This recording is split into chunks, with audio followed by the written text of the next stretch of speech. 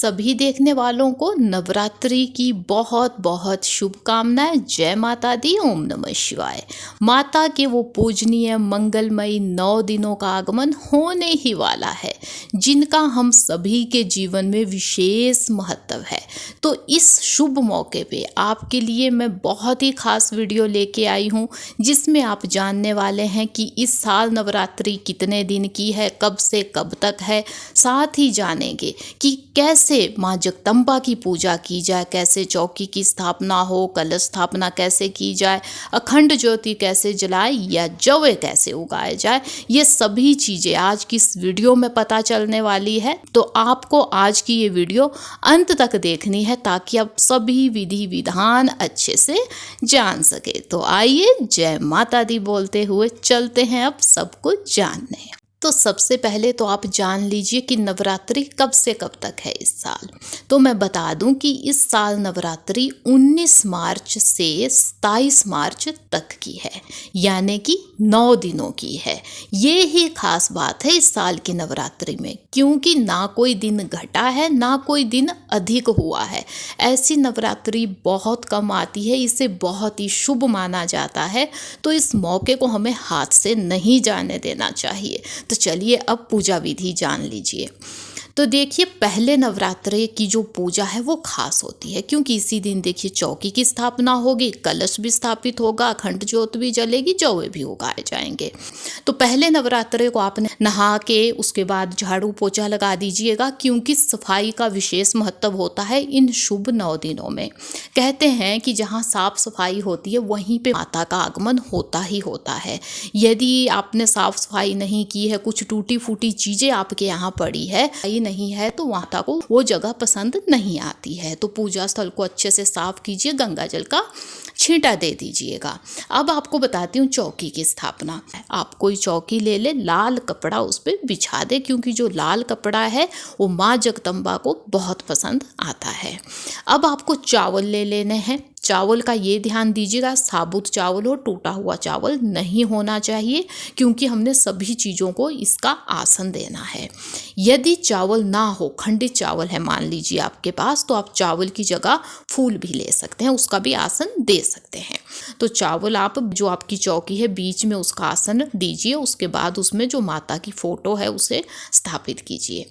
अब माता की जो सीधी साइड है, माता की साइड देखनी है, अपनी नहीं, जो माता का सीधा हाथ है उस साइड को कलश की स्थापना होगी। ये ध्यान दीजिएगा, क्योंकि दिशा का भी विशेष महत्व होता है। तो कलश के लिए यदि तो आपने घट लाए हैं, आप मिट्टी का वो भी लाते हैं लोग, नहीं तो पीतल या स्टील का लोटा है उससे भी स्थापना की जा सकती है। जो भी आपने लोटा लिया है उसके कंठ पे आपको मौली के है वो 9 लपेटे दे देने हैं, मतलब 9 दफा उसे घुमाना है। गांठ नहीं देनी है, उसे अशुभ माना जाता है। बस ऐसे ही लपेट दीजिए 9 दफा, क्योंकि 9 नवरात्रि है तो वो 9 माता के नाम से उस पर लपेट देनी चाहिए जो मौली होती है। उसके बाद आप स्वास्तिक बना दीजिए उस लोटे पे। कुमकुम से स्वास्तिक बनाना है, लाल स्वास्तिक मतलब बनेगा वो। उसके बाद आपने उसमें पानी डाल देना है, उसमें गंगा जल मिलाना नहीं भूलना है। गंगा जल विशेष होता है पूजा में, तो गंगा जल की कुछ बूंदे उस पानी में डाल दीजिए। उसके बाद यदि ये चीज़ें हैं जो मैं बताऊंगी तो सही है, आप मिला सकते हैं इसमें, जैसे लौंग हो गया, इलायची हो गई, एक सिक्का हो गया, हल्दी की गांठ हो गई, 5-7 कुछ ऐसी चीज़ें भी आप इसमें मिला सकते हैं यदि है। यदि ना हो तो कोई बात नहीं, आप उसमें पानी साथ में उसमें गंगा जल मिला के भी कलश की स्थापना की जा सकती है। अब आपको आम के पत्ते लेने हैं, 5, 7 या 9 जितने पत्ते आपको मिले। यदि डंठल के साथ मिल जाए 5-7 पत्ते उसमें हो वो तो बहुत शुभ है, नहीं तो अलग अलग पत्ते भी ले सकते हैं। उन्हें आप लगा दीजिए उस लोटे पे। उसके बाद ढक्कन उसका लगा दीजिए। देखिए, यदि तो आपने मिट्टी का आप घट लाए हैं या कलश लाए तो उस पर तो ढक्कन साथ में आता ही है, लेकिन यदि आपने स्टील या पीतल का लोटा लिया है तो ये ध्यान दीजिए कि किसी प्लेट से, स्टील की प्लेट से उसे ढक दीजिए। दीजिएगा। जो ढक्कन लगाएंगे उस पर भी आपको प्लेट में अक्षत डाल देने हैं, क्योंकि जो अक्षत या चावल होते हैं ना, इन्हें धन धान्य सुख शांति के लिए इस्तेमाल किया जाता है, तो उससे आपको इसे ढक देना है। उसके बाद स्थापना होगी नारियल की। अब नारियल जब आप लाएं तो ये ध्यान दें कि उसमें पानी होना चाहिए। सूखा नारियल अशुभ माना जाता है। जब भी नारियल ले उसे हिला के देख ले, उसमें पानी छलक जाता है यदि हो तो। उसमें भी कुमकुम का टीका आप लगा दें। सभी चीज़ों में हमें कुमकुम का टीका लगा देना चाहिए, क्योंकि ये माता को बहुत पसंद होता है, तो सभी चीज़ों में लगा दें। अब नारियल में भी आपको यदि तो लाल कपड़ा है वो लपेट दीजिए, या लाल चुन्नी लपेट दीजिए, या मौली को 9 दफ़ा घुमा के ही उसमें लपेटना है आपको। उसके बाद आपको जो आपने कलश किया है स्थापित या घट स्थापित किया, तो उस पर स्थापित कीजिएगा। नारियल का जो मुंह है वो आपकी साइड को होना चाहिए।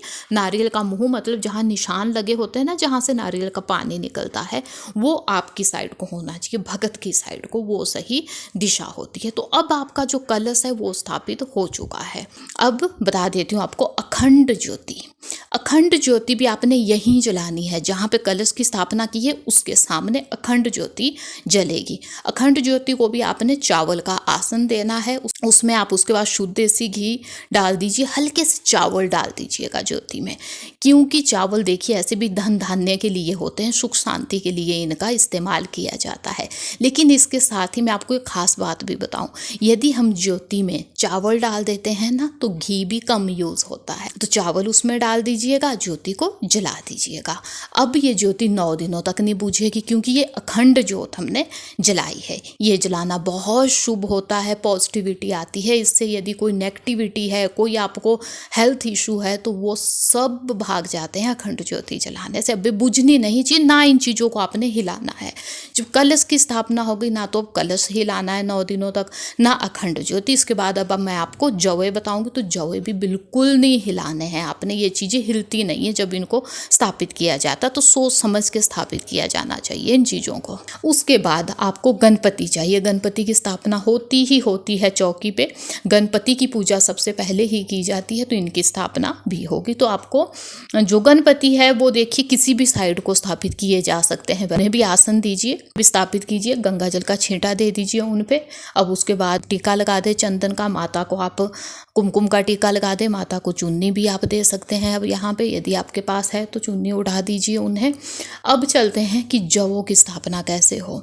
तो जवों की यदि आप फुल वीडियो देखना चाहते हैं तब तो मैंने अलग से भी वीडियो बनाई है, वो भी चैनल पे है, लेकिन मैं आपको अभी भी बता दूं, जवे उगाने के लिए आपको देखिए कोई मिट्टी का कोई गमला या आप कुछ भी कहे वैसा कुछ ले लेना है। कुमकुम का टीका लगा दे उस गमले में भी, या अपन जो भी चीज़ ली है उसमें टीका लगा ले। उसमें आपको मिट्टी, शुद्ध मिट्टी लानी है, साफ जगह से लानी, इस चीज़ का विशेष ध्यान आपको देना है। उसके बाद उस पर आप जो जवे हैं, यदि शाम को आप भी हो सके तो बहुत अच्छा, और ज़्यादा बढ़िया वैसे उगते हैं तो उन्हें आप डाल दीजिए मिट्टी में, हल्की सी मिट्टी से उन्हें ढक दीजिए, हल्के छींटे पानी के दे दीजिए इसमें। तो ऐसे जो जवे हैं वो आपके अब उग जाएंगे। अब इन जवों को देखिए कई जगह पे यदि तो जगह है तो आप इनको पहले जवे उगा उस पर भी कलश स्थापना की जाती है, एक ऑप्शन ये भी है। लेकिन वहाँ कभी कभी देखा गया कि जवे अच्छे से नहीं उगते बीच से, क्योंकि वहाँ कलश होता है। तो मैं यदि अपनी बात भी कहूँ तो जवे में अलग से गमले में उगाती हूँ, कलश की स्थापना अलग से, क्योंकि ऐसे जो जवे हैं वो बढ़िया से जो है ना वो उग जाते हैं।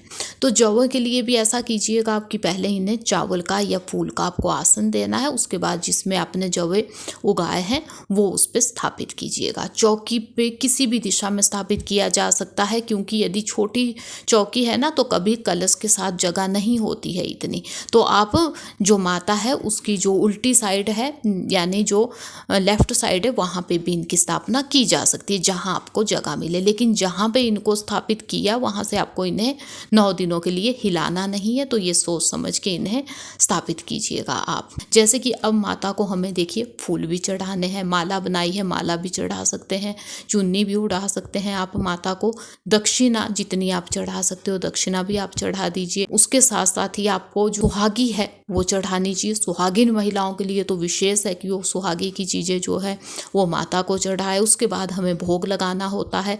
भोग में आप कुछ ना कुछ बना सकते हैं, चाहे तो 56 भोग भी आप बना सकते हैं, लेकिन यदि ज़्यादा ना आपके कुछ बने तो बताशे तो आपको चढ़ाने ही है। बताशे माता को बहुत पसंद आते हैं।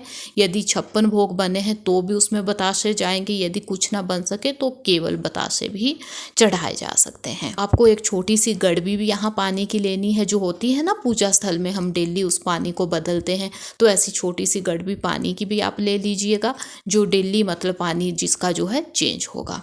साथ में आप ज्योति भी एक अलग से जला सकते हैं, क्योंकि एक तो अखंड ज्योति है जो 9 दिनों तक जलेगी, एक ज्योति आप सुबह शाम भी जला सकते हो। उसके साथ ही धूप है वो भी हमें जलाना ही होता है। माता को आप धूप दीप भी दिखा दीजिए। कहते हैं कि जब भी पूजा समाप्त हो तो हमें माता से क्षमा भी मांगनी चाहिए भूल चूक के लिए, क्योंकि हमने कितने ही विधि विधान किए हैं, कितने ही भोग लगाए, लेकिन तब भी कुछ ना कुछ कमी कहीं ना कहीं बच ही जाती है। तो कहते हैं कि जब भी पूजा समाप्त हो तो ये बात माता को अवश्य कहनी चाहिए कि यदि हमसे कोई भूल चूक हो गई हो तो हमें माफ़ कीजिएगा। तो कुछ ऐसे जो है नवरात्रि की पूजा की जानी चाहिए। उम्मीद है मुझे कि वीडियो आपको पसंद आई होगी।